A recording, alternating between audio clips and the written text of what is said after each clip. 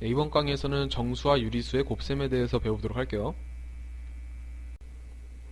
네, 먼저 이 수식들을 이용해서 이 3 곱하기 마이너스 1과 3 곱하기 마이너스 2의 값을 알아내도록 합시다.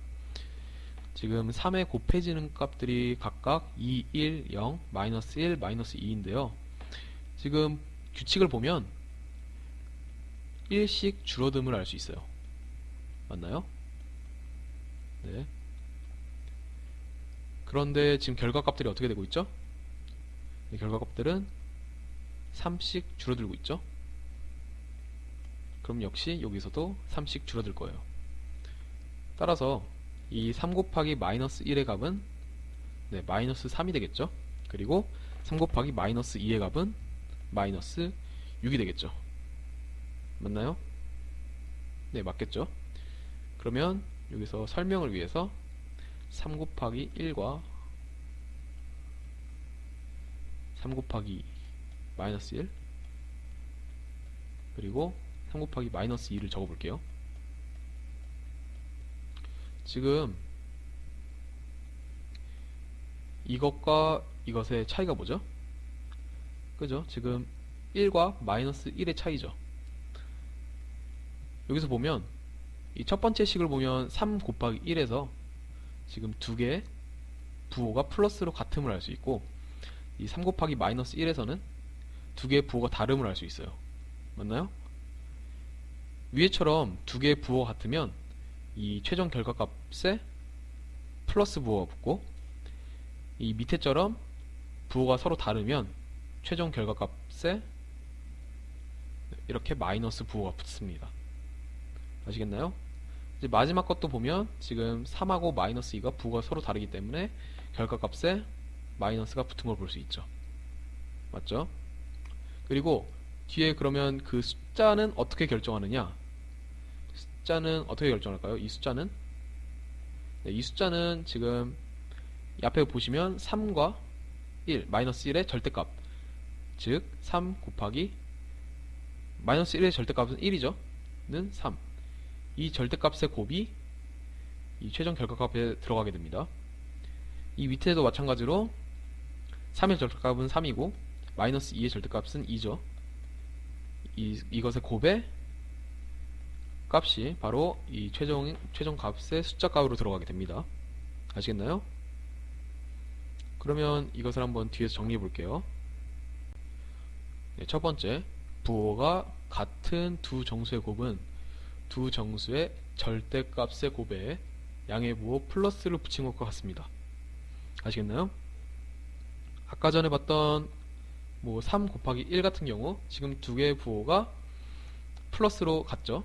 따라서 두 개의 절대값이 곱을 써주면 됩니다. 맞나요?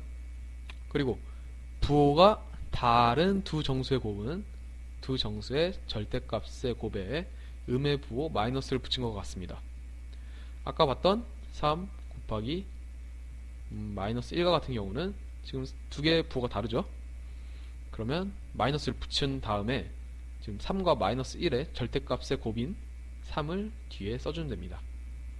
아시겠나요? 그리고 마지막으로 임의의 정수와 0의 곱은 항상 0이다. 네. 아까 봤다시피 3 곱하기 0은 0이었죠. 맞죠? 네, 그럼 한번 예제를 풀어보도록 할게요. 예제 첫 번째 문제. 마이너스 3 곱하기 플러스 2네요. 네, 지금 부호가 서로 다르죠? 그럼 부호가 서로 다르면 먼저 마이너스를 부호로 생각하고, 이 마이너스 3의 절대값은 3이고 플러스 2의 절대값은 2죠. 두 개의 곱을 여기 마이너스 뒤에 써주면 됩니다. 따라서 마이너스 3 곱하기 플러스 2는 마이너스 6이고요. 두 번째, 마이너스 5 곱하기 마이너스 3이네요. 두 개의 부호가 서로 같죠? 따라서 부호는 플러스고, 마이너스 5의 마이너스 5의 절대값은 5고, 그리고 마이너스 3의 절대값은 3이죠. 두 개의 곱을 이제 플러스 뒤인 이곳에 써주면 됩니다. 따라서 마이너스 5 곱하기 마이너스 3은 플러스 15죠. 그럼 마지막으로 마이너스 27 곱하기 0. 네. 위에서 봤다시피 임의의 정수와 0의 곱은 항상 0이 됨을 알 수 있죠. 아시겠나요? 네, 그럼 곱셈의 계산 법칙에 대해서 배워보도록 할게요. 네, 지금 밑에 보시면 플러스 3 곱하기 마이너스 2는 이렇게 나와있고 마이너스 2 곱하기 플러스 3은 이렇게 나와있죠. 지금 그냥 계산을 해볼게요. 플러스 3 곱하기 마이너스 2는 지금 부호가 서로 다르죠. 따라서 먼저 마이너스 부호가 붙고, 그리고 플러스 3과 마이너스 2의 절대값은 3과 2니까 두 개의 곱을 뒤에다 적어주면 마이너스 6이 되겠죠. 두 번째 걸 볼게요. 두 번째 걸 보면 마이너스 2 곱하기 플러스 3, 지금 두 개의 부호가 다르죠. 먼저 마이너스를 붙여주고, 그 다음에 마이너스 2의 절대값은 2고 3의 절대값은 3이죠. 따라서 두 개의 곱을 뒤에 적어주면 마이너스 6이에요. 맞나요? 이 두 개의 차이가 뭐예요? 이 두 식의 차이는 바로 3과 마이너스 2의 지금 그게 다르죠? 위치가 다르죠?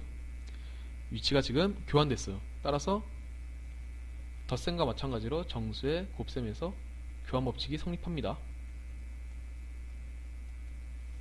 아시겠나요? 그럼 이제 다른 계산 법칙도 알아볼게요. 네, 밑을 보시면 이제 플러스 3 곱하기 마이너스 2 곱하기 마이너스 4가 있는데 지금 결합의 위치를 서로 다르게 해놨어요. 그럼 결합된 것부터 계산을 해줘야겠죠? 그럼 먼저 이것부터 계산해 봅시다. 첫 번째 것부터 계산해 보면 플러스 3 곱하기 마이너스 2, 네, 뭐예요? 마이너스 6이죠? 마이너스 6 곱하기 마이너스 4는 24임을 쉽게 알 수 있어요. 맞죠? 그럼 이제 결합을 뒤에 거부터 한 마이너스 2 곱하기 마이너스 4는 8이죠. 그리고 플러스 3 곱하기 8은 이것도 역시 24죠. 여기서 보면 우리가 알 수 있듯이 두 개 값은 같아요. 따라서 정수의 곱셈은 결합 법칙도 성립한다 라는 것을 알 수 있어요. 아시겠나요?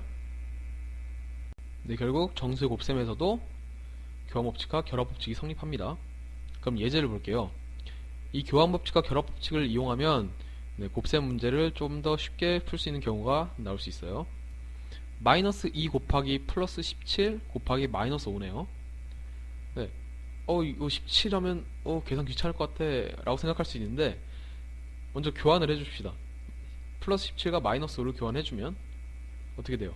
마이너스 5 곱하기 플러스 17이죠. 그런 다음에 우리는 어떻게 해주냐?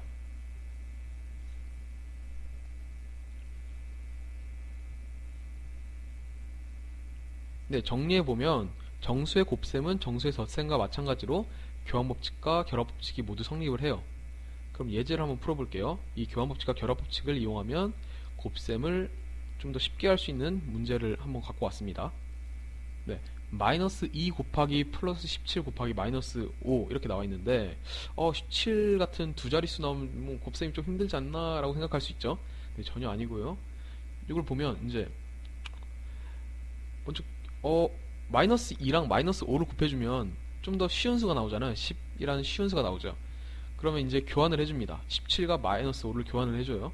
그러면 마이너스 2 곱하기 마이너스 5 곱하기 플러스 17 이렇게 교환할 수 있죠. 그 다음 어떻게 해주냐, 이제 이 마이너스 2와 마이너스 5를 결합해서 계산을 해줍니다. 그럼 어떻게 돼요? 마이너스 5 곱하기 마이너스 5는 마이너스 2 곱하기 마이너스 5는 플러스 10이죠. 거기에 플러스 17을 곱해주면 쉽게 170이라는 값을 얻을 수 있죠. 아시겠나요?